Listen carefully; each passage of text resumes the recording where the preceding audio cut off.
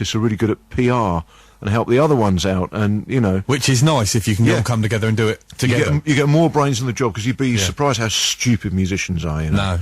Oh. Not at all. You know, I mean, and it's a tough game. It's a very, very tough time to be a musician. It is. I mean, at the end of the day, it's not like it used to be. And I know it's an old-fashioned saying when people turn around and say, well, it's not like it used to be. But it truly isn't in this game, It's very real now. It's a very real business. Gone are the days of Rolls Royces in swimming pools. Yeah. But I think the lovely thing is this democratising process that the internet and this whole kind of idea of do-it-yourself labels has spawned. It's so creative, and well, certainly for me, it's meant that I've had to learn an awful lot about the business, which I wouldn't have encountered otherwise. Yeah, and that's been an education. Also, don't forget that whilst, you know, I don't think there is any such thing as a big record deal now. You know, that's all based on, you know, long gone. Yeah, absolutely. But what is happening is that people are spending much more money on going to gigs. So gigging is where it's at. The gig scene is busy. Art centres, I wouldn't say they're thriving, but there are lots of art centres that are doing fairly well and are sustaining a very varied programme. Yeah. And that's great, you know. It is, because I think, personally, the music scene has changed so much that you'll get these bands that come up and they do have a cracking song that they've recorded themselves. They've managed to get it out on the Ethernet or whatever, and they've had a hit with it, and then you never hear from them again because they haven't got that financial backing from a major record company to give it another push. You've got to be very, very careful, haven't you? Yeah. Well, you've always had the one-hit wonders. Yeah. Though, haven't you? But I think you've got more one-hit wonders now than you ever had before. Yeah. Personally. Yeah. But you've also got a lot of old names and new names who are doing the kind of grassroots work. Yeah. Like myself, you know, I mean, I do 60 to 70 shows a year, and I was in the Albert Hall last year, but I'm off to Cumbria to do village touring later on this year, and it's all the same to me, honestly. I'm so excited about playing at Arreton Barnes. I never played on the Isle of Wight before. Well, it's something different, isn't it? Oh, it's fantastic. Yeah. You know, and great to meet the guy that runs it, who plays the concertina. Yeah. So it's just lovely, you know. I wouldn't do anything else. Music helps you to meet people, and the label has just kind of cemented that. Really, it means that. Do you think the difference though between someone like yourself and a new band that's coming through is that you've done the whole of the sort of apprenticeship type thing? You know what you've got to do and everything else to keep it going, to keep it working. Whereas someone that has that instant hit. I think that's in the nature of commercial music. I mean, I suppose I'm fortunate because I didn't think of anything else to do. I went straight to the Royal College of Music. Yeah. You know? I'm one of 6 kids, and I was the first one. I'm the second youngest of 6, and I was the first one to go into further education. Right. Not to say that they weren't clever enough, my brothers and sisters.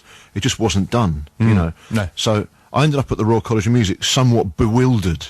You know, there's this rough urchin from a council estate in Brighton, and went through that process, did my debut on a scholarship at the South Bank, and then starved for the next 15 years. I mean, really starved for the next 15 years. And then I fluked a few really nice gigs, like I did the Sky Tour depping for John Williams. Really? When they did their promotional tour, and became friends with Herbie Flowers, got a bit of session work. But I stuck at it, and I stuck at it, and I stuck at it. And all the people I know that are successful, and I know some successful musicians, are all the ones that have just kept going through thick and thin. And I feel like I've come out the other end now, and I feel very blessed in what I do.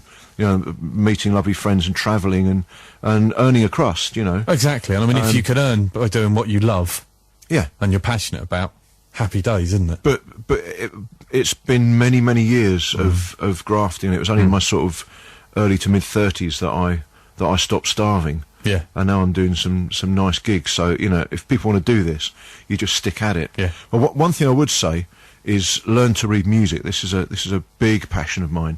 I'm going to say on air that I think tab is a musical cul-de-sac, and that reading music is far simpler than learning to read the alphabet. Of course it is. Far simpler, and is such a great tool. Yeah. And the number of sound engineers and other musicians who I meet nowadays, and you say, can you just drop me in at that A flat? And they say, what's an A flat? So, well, how are you in music if you don't know what an A flat is? You know, I will get attacked for this, and I really want to stick my head up and, you know, feel... No, I will completely and utterly agree with you, because I've always read music, albeit I can only read bass clef. Well, that's right, you're a trombonist. I'm a trombonist, exactly.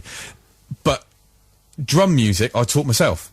Now, drummers are interesting because drum music looks like a form of tab, but that's the correct way to write drum music. If you crack open Salius score writer, or you look at a symphonic score, that's how the kit is notated. And my little lad Django, who's 6, can read rhythms really fluently. Really? Now, what guitar tab doesn't have is an accurate way of writing rhythms. It's a very kind of ambiguous. It's kind of painting by numbers without knowing really what the colours mean. That kind of thing. It opens up a whole world of possibilities, not just career-wise, but creatively. You get more of an idea about the architecture of music and the structure of music, and it's just one more tool in this wonderful sort of box of tricks, which is open to us, Excellent. Well, thank you very much for coming in and talking to me, Richard. It's been a pleasure.